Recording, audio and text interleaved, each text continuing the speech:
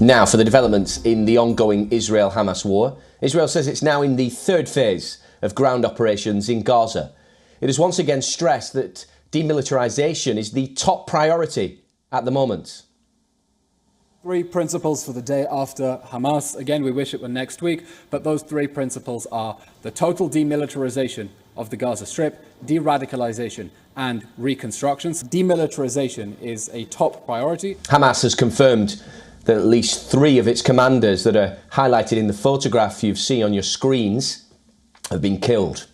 Israeli military released a photo of 11 senior Hamas military leaders, including Yahya Sinwar, gathered in a tunnel beneath Gaza. The IDF says 5 of them have been killed. The Israeli Prime Minister Benjamin Netanyahu has said the country's military is encircling the house of top Hamas leader Yahya Sinwar, who's hiding in Khan Younis. שני עדכונים קצרים. אמש אמרתי שכוחותינו יכולים להגיע לכל מקום ברצועת עזה. עכשיו הם מקטרים את ביתו של סינואר. אז ביתו איננו מבצרו, הוא יכול לברוח, אבל זה רק שאלה של זמן עד שנשיג אותו. דבר שני, אנחנו מפעילים לחצים כדי לאפשר את ביקורי הצלב האדום אצל חטופינו. ובהמשך לכך, שוחחתי היום שוב עם נשיאת הצלב האדום, ואמרתי לה שתפנה לקטר, שהוכח שיש להם מנוף לחץ על חמאס, ותדרוש ביקורים של הצלב האדום אצל חטופינו, וכמובן אספקת תרופות עבורם. Meanwhile, Israel says that its military has broken through defensive lines in northern Gaza's Jabalia and Shijaya. This as Israeli forces are encircling militants in face-to-face combat in southern Gaza's Khan Younis. Earlier, the IDF has said that they are operating in the heart of these areas.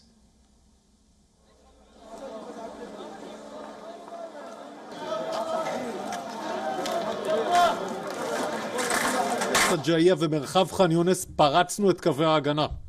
המחבלים עכשיו יוצאים מתת הקרקע ונלחמים נגד כוחותינו, וכוחותינו בקרבות פנים אל פנים מנצחים עם ידם על העליונה. On the other hand, Israeli strikes continue to pound southern Gaza. In the last 24 hours, heavy bombardment has taken place in Rafah. At least 9 Palestinians have been killed and several others injured. Dead and wounded were seen being pulled from rubble in the harrowing scenes that unfolded in the aftermath. Many Palestinians have been fleeing to Rafah for safety, but now they fear there's no place safe anymore. The Israeli military also released footage to show forces operating in Khan Younis, Gaza's second largest city. The IDF said that the troops raided a Hamas battalion outpost and began targeted raids in the heart of the city. As per the UN, about 25% of Khan Younis city is under Israeli evacuation orders. On the other hand, Hamas has released footage to show attacks on Israeli forces in Gaza. The footage appears to show fighters using rocket-propelled grenades to attack armoured vehicles.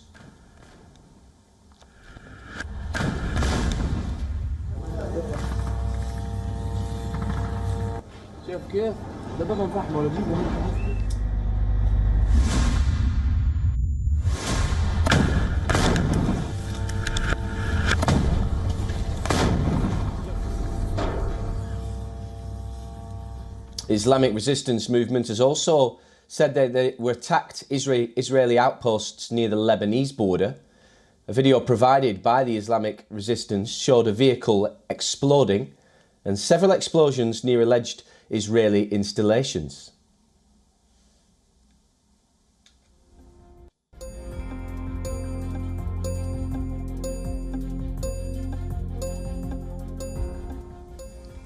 Yemen's Houthi rebels have also said that they launched several ballistic missiles at Israel.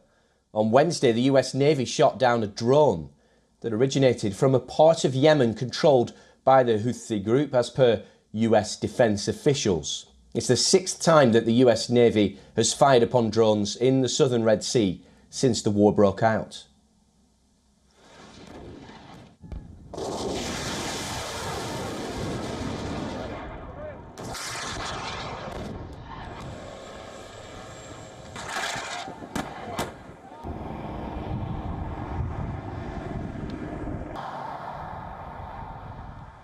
In Tel Aviv, the producers of the Israeli Music Festival, which was targeted, of course, by Hamas militants on October the 7th, recreated the venue in memory of the hundreds killed that day. A haunting exhibition revealed the devastation left behind by Hamas in the wake of the Nova Festival massacre. Relatives of the victims were present in the exhibition hall, along with the Israeli President Isaac Herzog. משפחות שכולות, אהובות, יקרות. מיכל ואני סיירנו מקודם לבד במיצג המרגש הזה. ראינו את הפריטים, נגענו בהם. All right, for more on this, we're joined by our correspondent Jody Cohen in Tel Aviv. And Jody, of course, 2 months since that horrendous scene at the Nova Festival, and you're there where the people have been remembering the victims of that attack. Take us through the mood around you and what you can see there. Hi, Ollie. Yes, so I'm at this exhibit. It's called the 629 exhibit because that's when the attack started on the 7th of October, when Hamas infiltrated into southern Israel and disrupted and caused chaos and terror at the Nova Music Festival. Now remember, on that day, more than 360 people were killed at that festival by Hamas. There were reports of mass rape and 40 people were taken hostage from that festival. Now the exhibit hasn't opened its doors yet this morning, but they let me inside just earlier. And I can tell you that you can see items left over by individuals from that peace festival. You can see their tents, clothing, and you can see the skeletons of burnt out cars. A report has actually come out by Haaretz newspaper suggesting that the Israel Defense Forces had received intelligence that an attack by Hamas could take place at some point across Israel, and that intelligence wasn't the Nova Festival organisers weren't alerted to that intelligence.